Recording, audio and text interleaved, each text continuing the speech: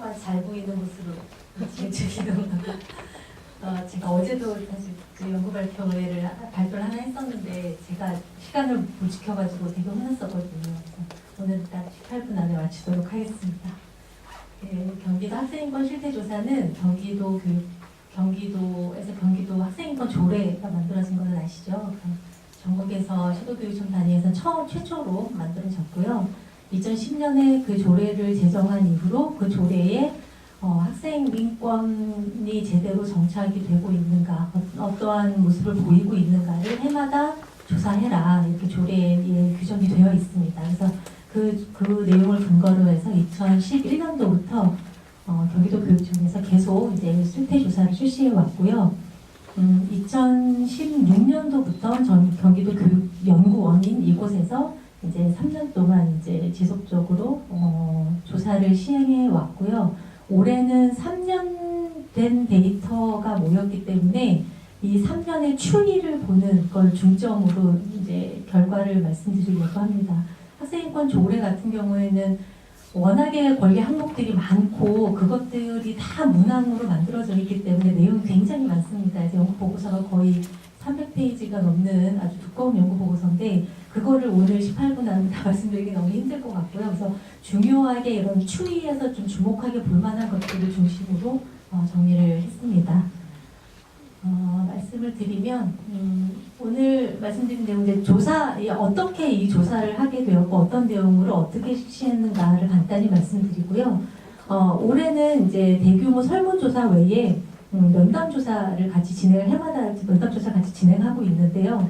올해 면담조사에서의 초점은 작년에 뭐 미투 운동이라든지 아니면은 학생들의 뭐 참정권 확대에 대한 어떤 운동이라든지 학생들의 인권에 관련된 관심이 부쩍 커졌다고 생각이 들었습니다. 그래서 그럼 이런 학생 인권과 관련된 어떤 이런 움직임들이 어떻게 현장에서 나타나고 있는지 그리고 그것을 인권 정책을 수립하고자 하는 사람들은 어떻게 그것을 바라보고 있는지 그래서 정말 인권 정책을 만드는 사람에게 도움을 좀 받을 만한 어떤 정보들을 얻는 그런 목적으로 면담 조사를 같이 진행했습니다. 그 내용까지 간단히 말씀드리도록 하겠습니다.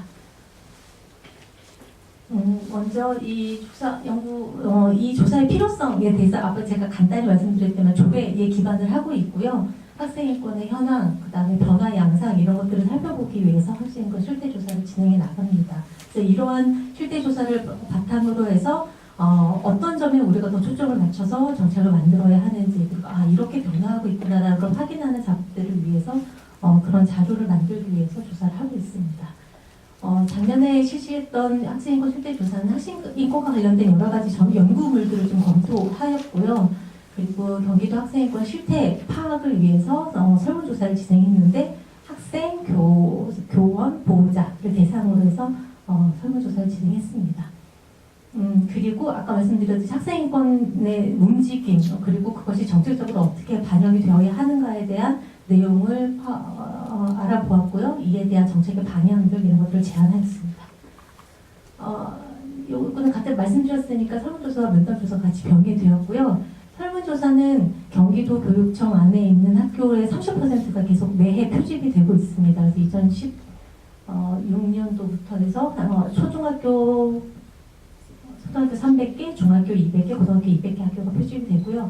학교에서 도움을 잘 해주고 계셔서 해마다 거의 700개가 다 조사에 응하지는 못하시지만 그래도 670개 정도의 학교는 다 참여를 해주시고 계십니다. 그 학교 표집은 뭐 지역, 그다음 학교의 규모를 따라서 고려해서 표집을 하였고요. 면담조사는 이런 학생 인권과 관련된 민감성을 굉장히 다르게 나타나고 있는데 이것에 대한 활동을 많이 하셨던 분들 그리고 이렇게 정책을 만들고 추진하고 계시는 분들을 중심으로 면담 조사를 실시했고요. 그래서 청소년 인권 활동관과 인권 교육을 이제 학교에서 실천하고 계시는 선생님들 그리고 뭐 국가인권이나 아니면 지자체에서 아동 친화 도시로 선정된 그런 도시의 인권 담당자 이런 분들을 만나서 면담 진행했습니다.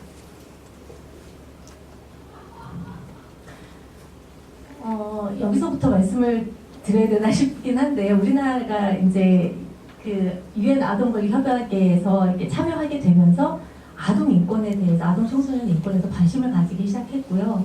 국가 단위로서는 이제 이 협약에 참여하면서 해마다 우리 이제 보고를 하게 돼 있죠. 유엔에 보고하게 돼 있어서 그 연구를 한국 아동 청소년 인권 실태 연구라는 것을 해마다 청소년 정책 연구원이라는 국가 연구기관에서 수행을 하고 있는 것으로 알고 있습니다. 근데 여기는 아동 청소년의 전반적인 권리에 대해서 다루고 있고요.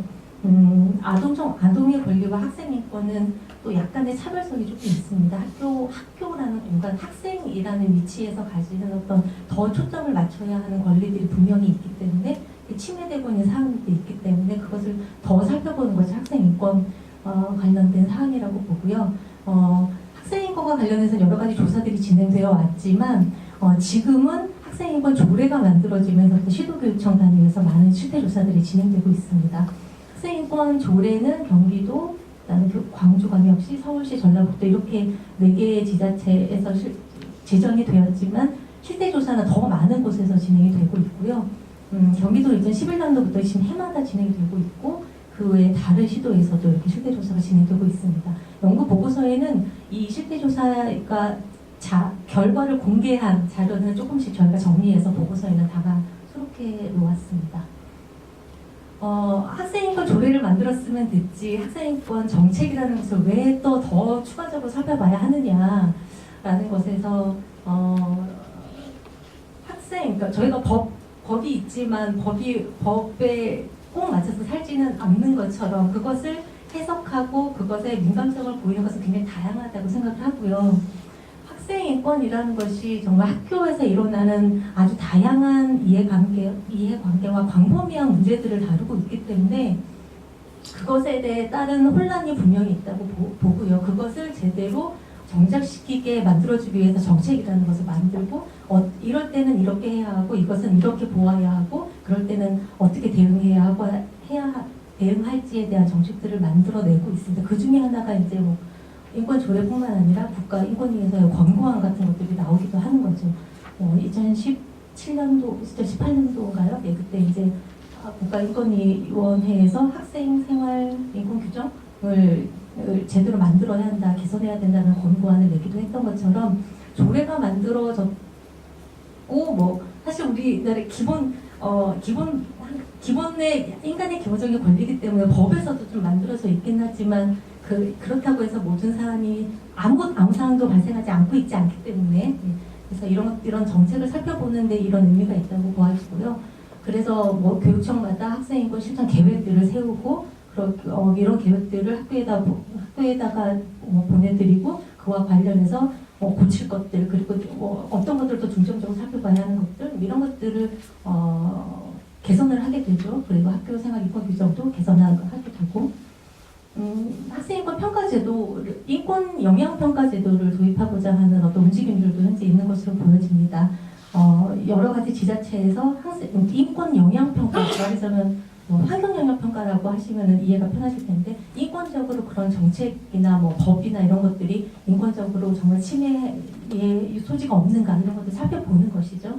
많은 지자체들이 인권 영향 평가를 하기 위한 규정들을 세우고 있지만 제가 밑줄 쳐놓은 곳에서만 실제로 운영을 하고 있습니다. 그리고 작년에 서울시 교육청에서 인권 영향 평가 제도를 교육청 단위에서 최초로 이제 시도를 하고 있는 것으로 파악이 되었습니다. 이런 이제 정책들이 그럼 정말 어떻게 운영이 되어야 하는가 이런 거에 대한 면담을 제가 진행했다는 거 말씀드리겠습니다. 조사 이게 이제 2011년도부터 계속 쭉 조사왔던 내용을 좀 정리를 했고요. 2011년도부터 모든 전체 학생을 실시하기도 했었고요. 그다음에 학교를 전체 한 2,000몇 개 되는 경기도 학교를 전체 다 조사하기도 했고요. 근데 작년 같은 경우는 이제 2016년도부터 경기도 교육연구원에서 진행을 하면서부터 이제 표집의 방법으로 진행을 하고 있고요. 표집할 때 이제 각 학교당 1개의 반을 저희가 표집을 하거든요. 그러다 보니까 참여하는 학생 수가 한 15,000명에서 16,000명 정도 되고 교원, 그다음에 보호자가 한 8,000명, 7,000명 정도 응답을 하셨습니다. 지금 2017년도까지 얘기고 2018년도도 이제 동일하게 설계된 대로 진행이 됐기 때문에 학생 한 15,000명, 그다음에 보호자 한 8,900명, 교원 8,700명 정도가 응답에 조사에 참여하셨습니다. 어떤 내용을 조사했느냐, 이제 이건 실태 조사다 보니까 학생들에게는 이제 여러 가지 권리 항목에 정말 보장을 제대로 받고 있는지, 침해받은 적은 없는지 이런 것들을 이제 문항으로 만들어서 이제 설문지를 만들었는데요. 개성 실현의 권리가 있는 거죠. 학생들한테 개성 실현을 지금 보장받고 있습니까? 이렇게 인식을 묻는 게 아니라 학생들에게 교복이나 용모 단속을 그런 걸 지도받고 있는가? 아니면 두발에 대한 단속을 받고 있는가? 이제 이렇게 정말 학교에서 실제적으로 그 권리 항목이 나타나는 어떤 모습들을 문항으로 만들어서 정말 그런가 그렇지 않은가, 그런 적이 있는가, 얼마나 자주 있는가, 이제 이런 문항으로 만들어서 진행이 되었습니다. 그리고 이제 선생님께도 그렇게 가한 적이 있는가 없는가 아닙니까? 그런 것들이 이제 주로 학교 실태조사의 내용이고요. 그 외에 조례를 알고 있는가, 아니면 인권 의식이 어느 정도 변화하고 있는가, 이런 것들이 포함되어 있습니다. 응답조사는 총 이렇게 10분을 저희가 섭외를 했고요. 인권 관련된 여러 가지 정책, 아까 말씀드렸던 내용들을 좀 구체적으로 좀 전문성을 가진 어떤 분들이 만나는 거기 때문에 좀 심도 있게 질문을 하려고 했습니다. 결과를 말씀드리겠습니다. 이제 결과가 시작인데 3분밖에 남지 않았네요. 빨리 제가 말씀드릴게요. 학생인권 조례를 알고 있느냐 이렇게 여쭤봤습니다. 근데 잘 알고 있다라고 하는 게 회색이고요. 그래서 선생님들은 잘 알고 계십니다. 80% 정도 잘 알고 계시지만 학생들은 한 11.5%만 잘 알고 있다. 모른다라고 하는 학생 거의 반 정도 되고요. 그 추이를 보면 3년간의 추이를 보면 안타깝게도 잘 이름도 들어봤고 내용도 잘 알고 있다라는 게 회색인데 그게 점점 줄고 있습니다. 학생인권 조례가 만들어진 지 벌써 한 10년 가까이가 됐는데 이 학생들이 지금 초등학교, 중학교, 고등학교 학생들인데 학생인권 조례가 만들어진 이후에 주로 학교 생활을 했던 학생들이에요. 이제 만들어진 지 얼마 안 된 게 아니라. 근데 그러면은 잘 알고 있다라는 응답이 점점 좀 많아졌으면 참 좋았겠지만 아쉽게도 그러지는 못하는 결과를 보였습니다. 보호자 여쭤봤는데 보호자는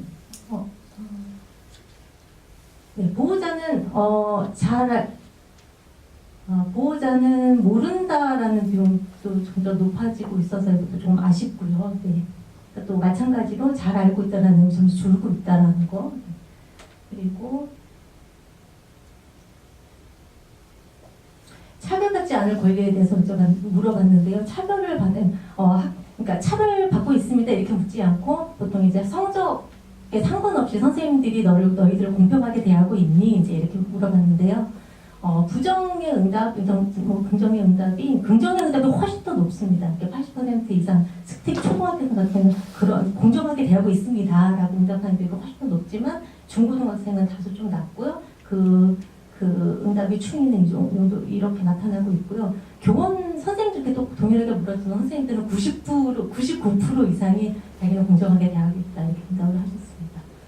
그리고 체벌과 관련해서는 부정의 응답이 점점 줄어들고 있었습니다. 이게 부정의 응답이 그러니까 경험한 적이 없다. 체벌의 경험 한 번도 경험한 적이 없다라는 것이 줄어들고 있다는 거죠. 제가 기억하기로는 경험한 적이 없다는 게 늘고 있다는 거였는데요. 맞아요. 네네. 저 많은 숫자가 한 번도 경험한 적이 없는 학생들이에요. 한 번도 경험한 적이 없는 학생이 점점 늘고 있다는 거 굉장히 좋은 경향을 보이고 있다고 보여지고요.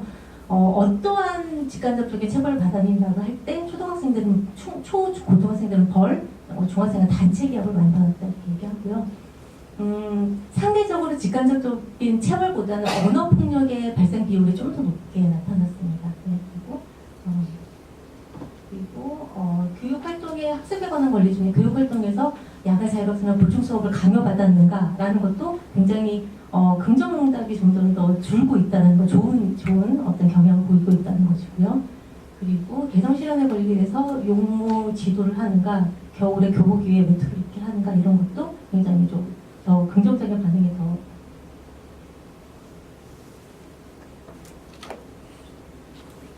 늘고 있다는 거죠. 네. 그러니까 용모 지도를 하는가라고 했을 때는 한다라는 응답이 더 많았고요. 금지하는가라고 했을 때 금지한다라는 게 긍정적인 응답입니다.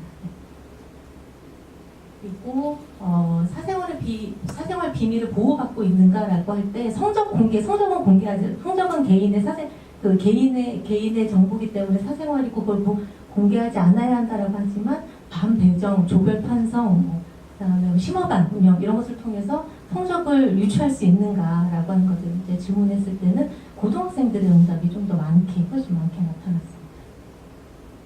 그리고 정보에 관한 권리에서 자신과 관련된 부정확한 기록에 대해서 정정을 요청할 수 있는가라고 했을 때 그렇다라는 응답이 훨씬 더 많고요. 그리고 반성문 서약서 이런 것들을 강요받았는가 라고 했을 때 그렇지 않다라는 학생들이 더 많고 그것이 점점 늘고 있다라는 거고요.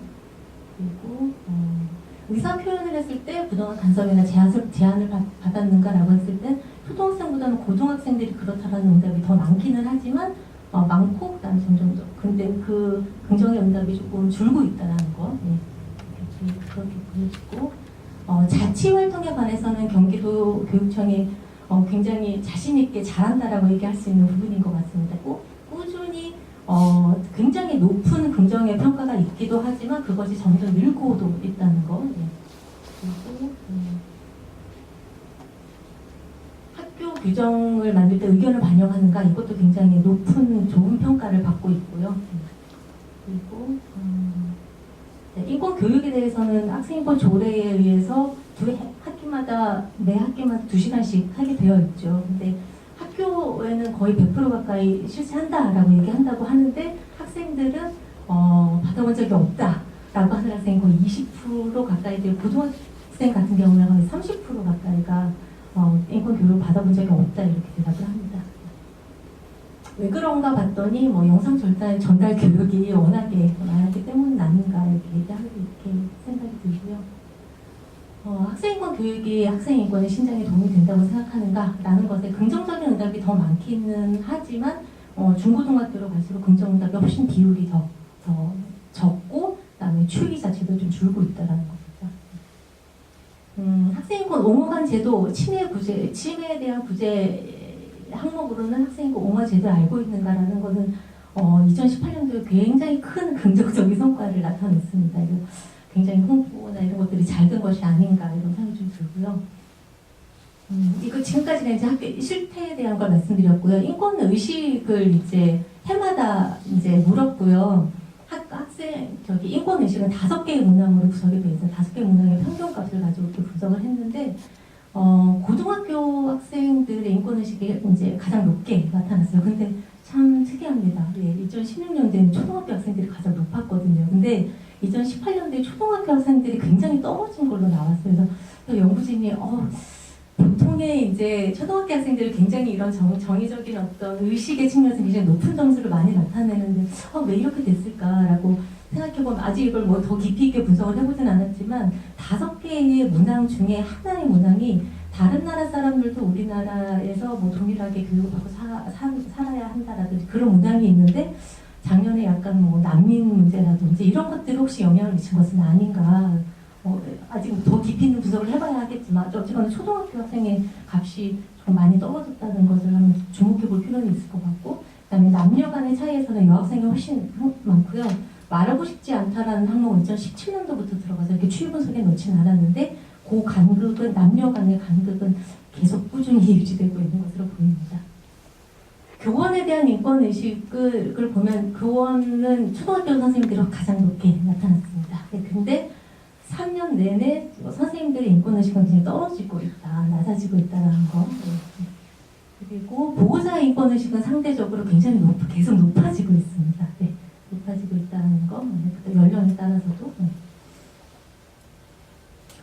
인권의식과 관련된 문항 중에서 학교가 이제 학생들의 의견을 듣고 참여할 권리를 보장하고 있는가 현재 우리 경기도의 학교가 그런 거 있는가라는 것에 그렇지 않다라고 응답한 분들에게 왜 그렇다고 생각하십니까? 라고 여쭤봤더니 이제 이렇게 나타났는데요. 학생들은 학교에서 못하게 하기 때문이다 라고 응답을 가장 많이 한 반면 교원과 보호자는 이제 사회에 이제 미성숙한 존재로 보는 편견이 있다. 그다음에 그런 기회가 별로 없다. 이제 이렇게 약간 어른들과 학생들 간의 차이는 좀 있는 것으로 나타납니다.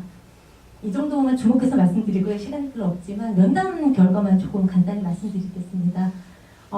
이제 인권 활동을 하시는 분들이고 인권 정책을 만드시는 분들을 저희가 만나기 때문에 이제 지금 우리나라에서 나타나고 있는 어떤 이런 학생 인권과 관련된 문제들을 어떻게 바라보시냐라는 것에서 학교 현장에서의 인권은 굉장히 양극화되고 있는 것처럼 보인다라고 이런 얘기 많이 하셨습니다. 굉장히 정말 그 인권을 발언하고 목소리를 내는 일부의 사람들 그리고 그것에 대한 크게 관심 없어하는 대다수의 사람들 이것이 학생들 안에서도 이렇게 많이 나타나고 교사들, 선생님들에게도 이런 양극화 현상이 많이 나타나고 있다는 거. 근데 가면 갈수록 그 간극은 더 벌어지고 있는 것 같아요. 이런 말씀 많이 하셨고요. 인권을 대면하는 것에 시작은 불편함이 가장 많더라라는 거였어요. 왜냐하면 인권이라는 말 자체를 어떤 침해의 상황에서 또는 가해자, 피해자 이런 단어들과 함께 인권이라는 단어를 만나게 된다는 거죠. 그래서 인권이라는 말이 부담스럽고 불편하고 이제 그런 것들이 좀 많이 느껴진다라고 하는 거고 학생의 자치활동에 대한 지원은 꾸준히 필요하다. 왜냐하면 학생들이 권리라는 것을 알고 그것을 스스로 고민하고 그것을 몸소 체험하고 책임에 대한 것을 느끼고 하는 것은 자치 활동이라고 생각해요. 그것을 제대로 지원하는 것이 일단 인권에 대한 학생들이 정말 실제로 느끼게 하는 것에 대한 시작이기 때문에 그것에 대한 지원이 필요하다. 하지만 거기 참여했던 선생님들이 교사들에게 자치 업무는 참 깊이 업무입니다. 이런 얘기 많이 해주셨고요. 학생들의 자치 활동을 어른들이 보기에는 굉장히 대견하고 이런 것까지 얘네들이 생각해서 하네. 그런 동등한 어떤 주체로서의 관점으로 학생들의 자치 활동을 보는 것이 아니라 어른들의 입장에서 굉장히 하지만 공부를 소홀하면 안 돼. 이제 이렇게 같이 이렇게 얘기하는 그런 인식들이 많이 느껴졌고요.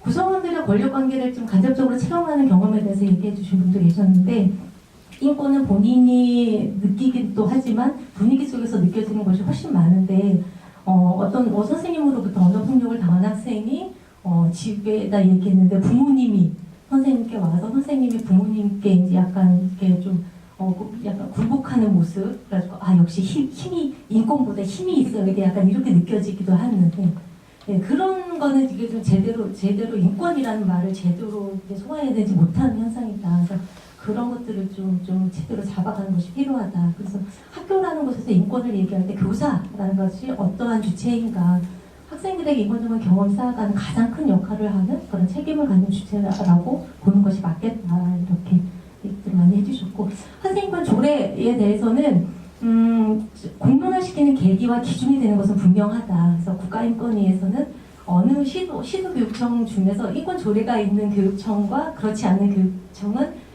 뭔가 권고나 이렇게 조정을 하는 기준 자체가 달라진다고 하더라고요. 그래서 분명히 인권 조례가 있는 것은 필요하고 중요하고 그것이 갖고 있는 어떤 역할은 분명히 있다. 하지만 체감하는 정도가 너무나 다르다. 그냥 맞지 않는 그런 것, 내가 맞지 않는 정도의 그냥 그 정도로 생각하는 것들도 많고 변화가 굉장히 느리다. 이것만 가지고는 변화가 너무 느리다. 그리고 내용 없고 형식적으로만 이루어지고 있다. 당위적으로만 생각하고 있다. 이제 이런 것들 많이 나타나고 있습니다. 그래서 인권 정책에 대한 것에서는 학교 현장에서는 학생들에게 권리와 책임을 이야기하고 공동체 의식을 강조하는 굉장히 인권적인 어떤 문화와 모순되게 경쟁의 문화에 대한 입시 제도가 있다라는 거죠. 이 두 가지 안에서 학생들을 혼돈을 하게 된다는 거고요.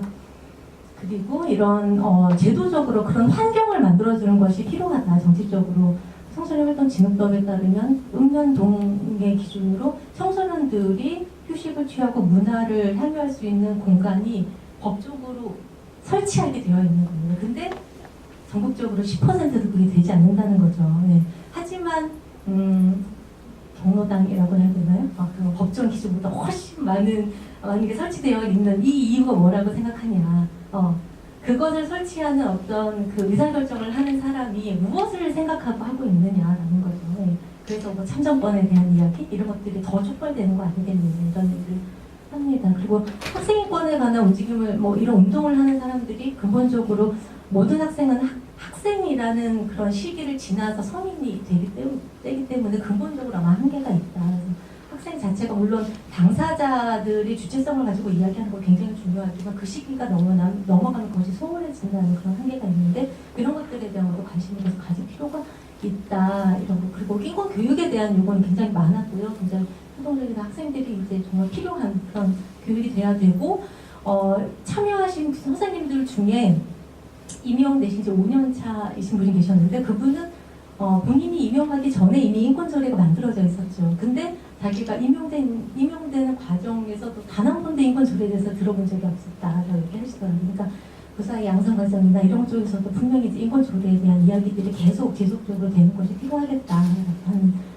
결과를 말씀드리고요. 재원은 홍보 필요하겠다. 인권조례에 대한 인식이 자꾸 낮아지고 있는 건 문제가 아니고 문제이다. 이런 것들이 좀 다양한 홍보 방식이 필요하고 침해 건수, 그러니까 굉장히 너무 침해고 가해자가 누구고 그런 침해 건수를 이야기하기보다는 그런 해결 과정을 어떻게 민주적으로 잘 해나가는가 정책이 이론적으로 이제 마련이 되어야 된다라는 거랑 교육을 좀 내실화하는 방안들이 좀 검토될 필요가 있다는 이야기를 함께 말씀드리고 마치겠습니다.